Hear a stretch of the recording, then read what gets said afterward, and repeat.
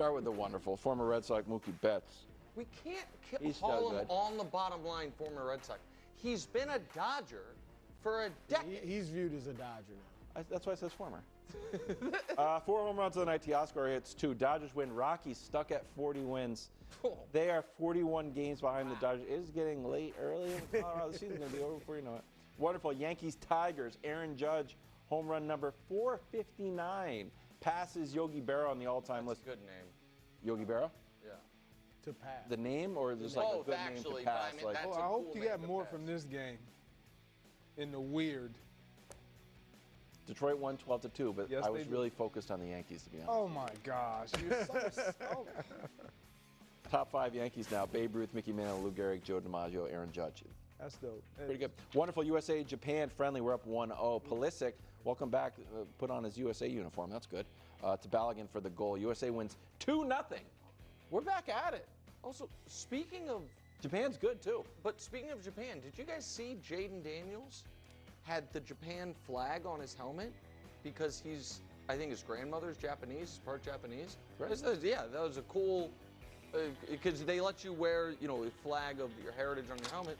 Shout out to Jaden Daniels. 274 days into the World Cup on Fox. That's a weird and wonderful from the national and international headlines. Afternoon headlines sponsored by Hilton Garden Inn. Hilton is for the stay. Bears at Lions. Detroit favored by almost 6.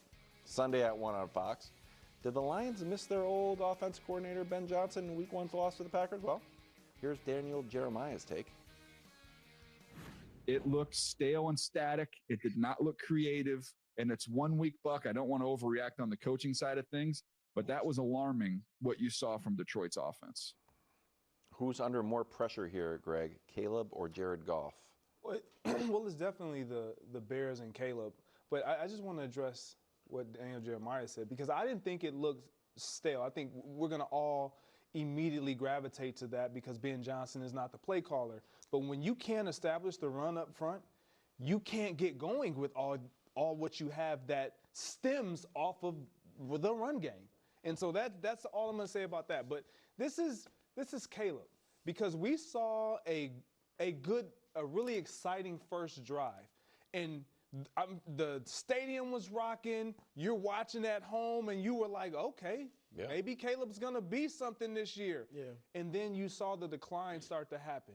Especially in that second half, you saw the emotion start to take over, not only with Caleb, but even with Ben Johnson showing some frustration. And then if you're in that locker room and you're a receiver and you're in the perimeter position, you're looking like, man, am I going to be able to perform at my optimum best when this young man can't really get us the ball in situations that are really simplistic, like drop back situations? I just think they have bigger issues, and it stems at the most important position.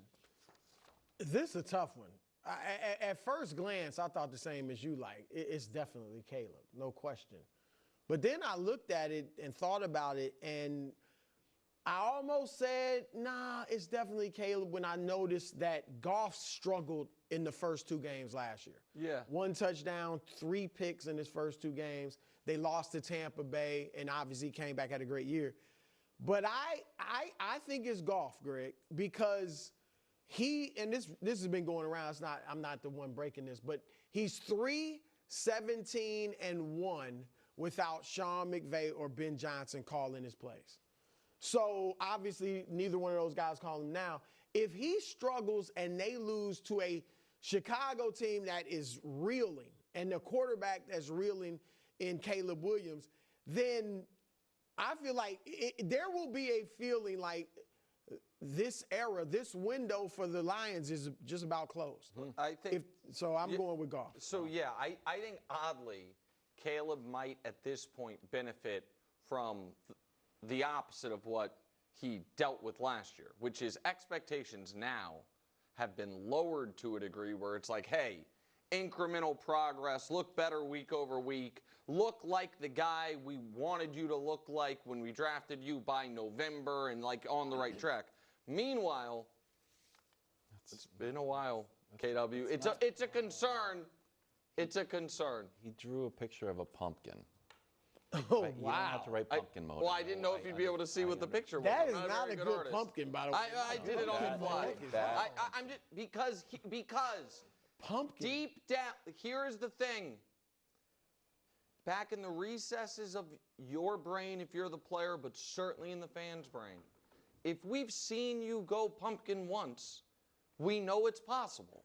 And Jared Goff was the #1 pick, had a bad rookie year.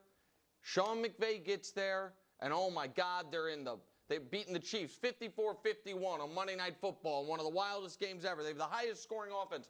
They're in the Super Bowl. And a few years later, they're in the playoffs, and Sean McVay's like, yeah, Goff is healthy enough to play, but I'm going to start the Wolfman instead.